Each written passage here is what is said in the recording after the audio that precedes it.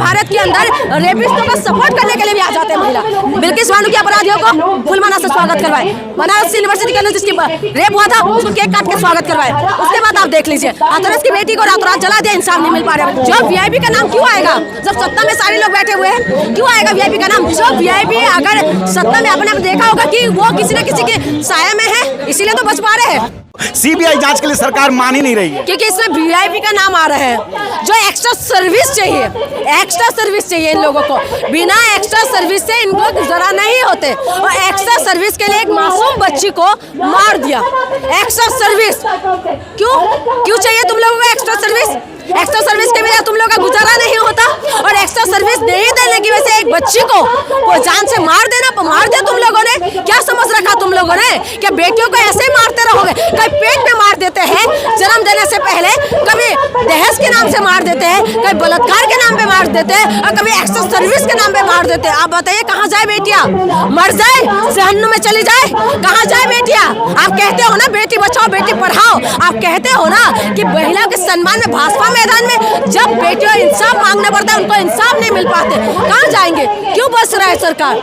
धामी सरकार क्यों नहीं बोल रहा है कि हाँ हम इन्वेस्टिगेशन करवाएंगे और बेटियों को इंसाफ देंगे? क्यों नहीं हो रहा है? आज यहाँ पर लोग अपने घर परिवार को छोड़ के यहाँ पर इंसाफ मांगना पड़ा। और दुख की बात यह है जिस हिसाब से लोग यहाँ पहुँचना चाहिए था ना, उस हिसाब से नहीं है लोग। लेकिन अच्छा हमने ये देखा कि भाजपा एक तरफ तो कह रही है कि बेटी बचाओ बेटी पढ़ाओ की बात करती है, लेकिन हमने देखा कठुआ से लेकर बिल्किस बानो का मामला, अंकिता भंडारी और उन्नाव के, तो एक रेपिस्टों को बचाने का भी एक कल्चर चल पड़ा हुआ है आज के समय में। ये भारत में पहली बार हो रहा है। भारत है, ये नया भारत का निर्माण किया है। इस नया भारत के अंदर जो है बेटियों को बचाया जा रहा है। इस नया भारत के अंदर जो है बेटियों को इंसाफ नहीं मिल पा रहे। इस नया भारत के अंदर रेपिस्टों का सपोर्ट करने के लिए भी आ जाते हैं महिला। नया भारत के अंदर ऐसा हुआ है कि महिलाओं की जो है रेप करके, कारण क्या है इसके पीछे? कारण यही है ना, जब हम बलात्कारियों को रोड पे उसमें बिठा देंगे, सत्ता में बिठाएंगे, तो बलात्कारियों को बचाने के लिए तो आएंगे ना लोग।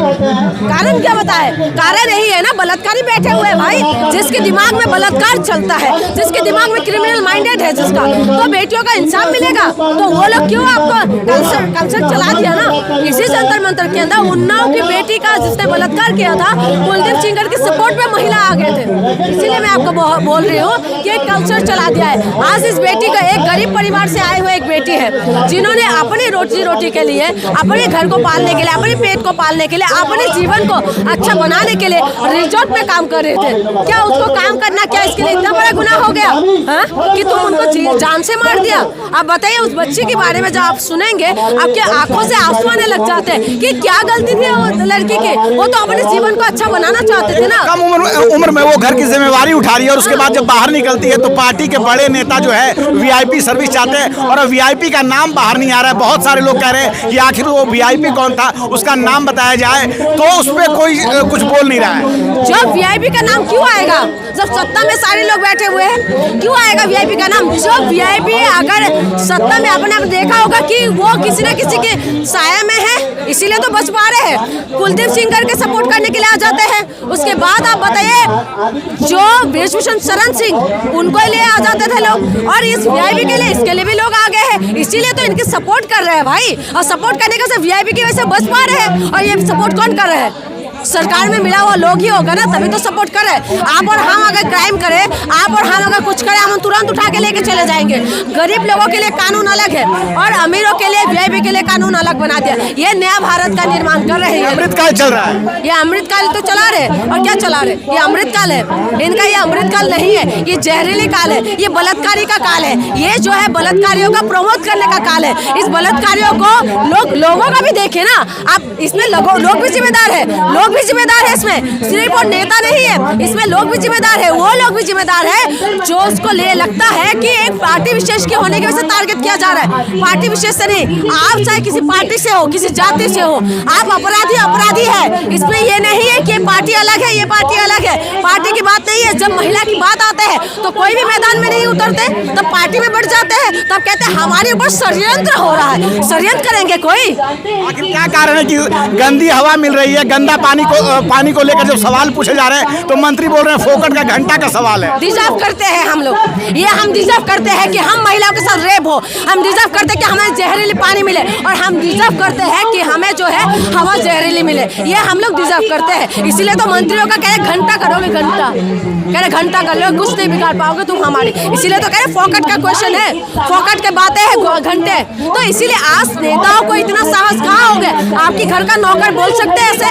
वो तो कहते हैं कि हम तो दासी हैं, हम तो दास हैं, हम तो आप लोगों का सेवा करने के लिए है, लेकिन दास होने की बात आप क्या इस तरीके के बयान क्यों दे रहे हैं? यानी कि आपने नौकर को सर पे बिठा लिया तो नौकर नहीं हो, वो मालिक बन जाते हैं। और उसके बाद जनता मरे तो मरे, जनता के बाहर में। और जनताओं की जो बेटियां है ना, वो इनकी ऐश का अड्डा है, और इनका जो है इनकी बिस्तर गर्म करने वाली चीज है, और इनका एक्स्ट्रा सर्विस देने वाली लड़कियां है। इनको ऐसा लगता है। इसीलिए तो जनता के साथ बेटियों के साथ क्या कुछ हो रहा है? बिल्किस बानो की अपराधियों को फुलमाला से स्वागत करवाए, बनारस यूनिवर्सिटी के जिसकी रेप हुआ था उसको केक काट के स्वागत करवाए। उसके बाद आप देख लीजिए हाथरस की बेटी को रातों रात जला दिया, इंसाफ नहीं मिल पा रहा अभी तक। उन्नाव की बेटी इंसाफ के लिए दर भटक रहा था, सुप्रीम कोर्ट का धन्यवाद की रद्द कर दिया है। आप बताइए उत्तराखंड की बेटी का आज सारे लोग यहाँ पर प्रोटेस्ट कर रहे हैं। ये मैं जो मेन हाईलाइटेड केस है वो बता रही हूँ, बाकी का तो दफन कर दो, बाकी को तो तुम ऐसे ही हटा दो। आप बताइए ये कौन सा हम भारत का निर्माण कर रहे हैं? जिस भारत के लिए हम लोगों ने जान दिया, उसके बाद आप कह रहे हैं अब बेटियों को बचाने के लिए तो कानून बनाना पड़ रहा है। बेटियों को दहेज के प्रथा के द्वारा बेटियों को मारा जाता है, उसके लिए कानून बनाना पड़ा। उसके बाद आप देखिए कि बेटियों को पेट में मारा जाता है, इसलिए कानून बनाना पड़ा।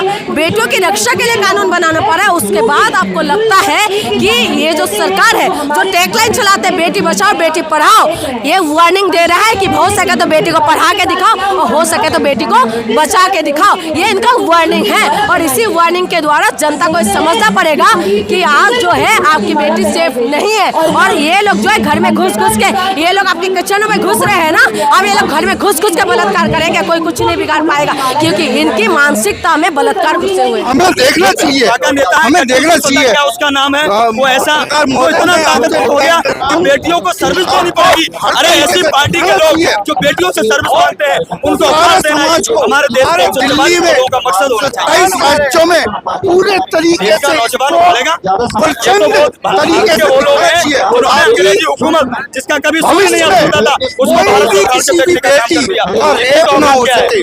कोई भी किसी प्रकार के नेता इस तरीके की हिम्मत न करे। अगर वो करे, मैं कह तो रहा हूँ ये तो आंदोलन के सहारे ये तो आवाज बाहर आई है। कितनी बेटियां ऐसी हैं जिनको ऐसे आरोप। अभी मैं जिस जिले से उत्तर प्रदेश के कासगंज जनपद से आता हूँ, कासगंज आपने सुना होगा, वहाँ एक नेता जिसने एक मंगेतर थी किसी वो एक मेरे पर्यटन स्थल है वहाँ अपने मंगेतर के साथ सुनने जाती है, उसका 7 लोग सामूहिक बलात्कार करते हैं। और जब बलात्कारी निकलते हैं तो भारतीय जनता पार्टी जो भी वो व्यक्ति है उसको